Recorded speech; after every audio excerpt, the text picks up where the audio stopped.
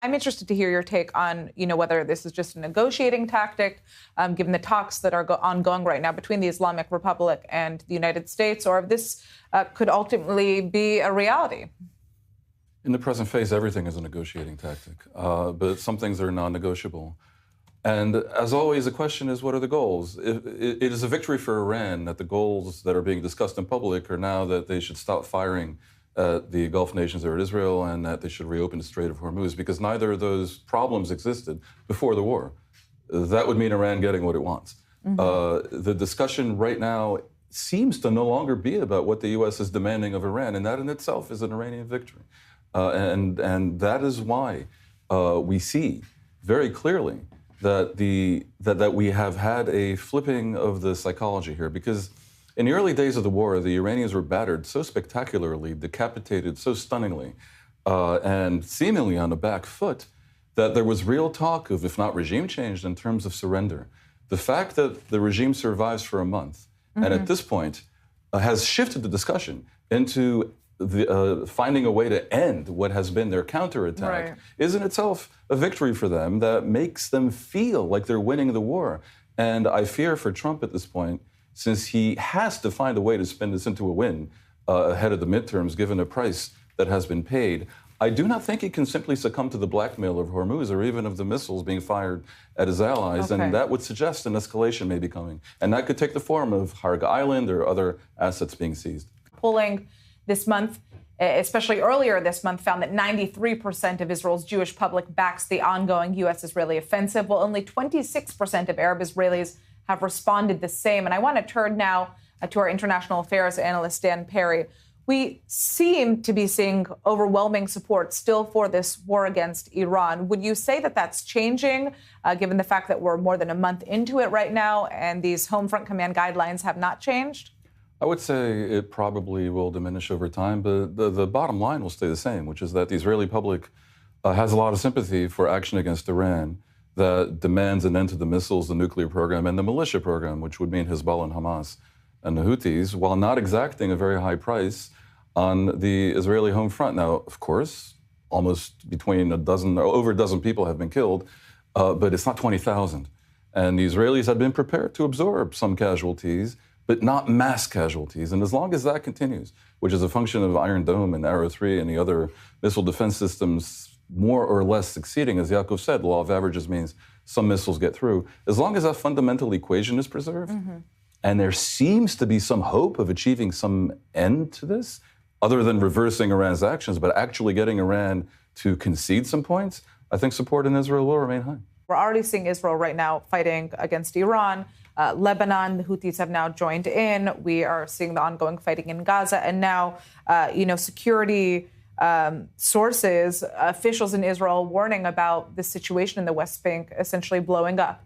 The argument that we constantly hear is that, this is a small group of settler extremists. This is not a reflection of the wider settler community. It's not a reflection of the wider Israeli belief. But how should Israel be dealing with this? And why are we seeing this uptick in violence right now? We're seeing this because there are Jewish terrorists in West Bank who want to spark a third intifada. They want to provoke the Palestinians into violence because they have notions that maybe in the course of such violence, the Palestinians could be marginalized and maybe expelled. That's their actual plan. The extreme, far ultranationalists.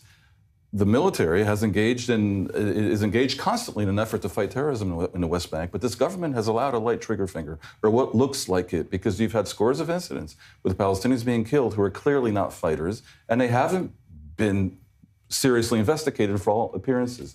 And now the government is also validating and legalizing settlement outposts in areas A, which are supposed to be fully Palestinian and which are not supposed to have any settlements. This amounts to a series of provocations that is infuriating, because you would think that Israel, facing several active fronts, facing its support cratering in Europe and in the United States, might want to present a face of legitimacy in the West Bank, which it controls. But how dire is that threat to Israel right now, Yaakov? This is a serious security threat. It's true that the numbers are not big, but that only makes it worse, because the fact that these are not huge numbers of anarchists and terrorists and people going around attacking innocent Palestinians means that this is inherently solvable. What needs to happen, in my view, is that a state of emergency has to be declared by IDF Central Command and Judea and Samaria Police and the Shin Bet, and serious resources and a task force have to come together and to get these people before they cause more damage. Israel is now temporarily restricting access to some of Jerusalem's holiest sites after repeated missile fire from Iran raised serious safety concerns. In recent days, ballistic missiles and fragments have landed dangerously close to key landmarks in the Old City, including near the Church of the Holy Sepulchre, which is one of Christianity's most sacred sites, but doesn't have a bomb shelter.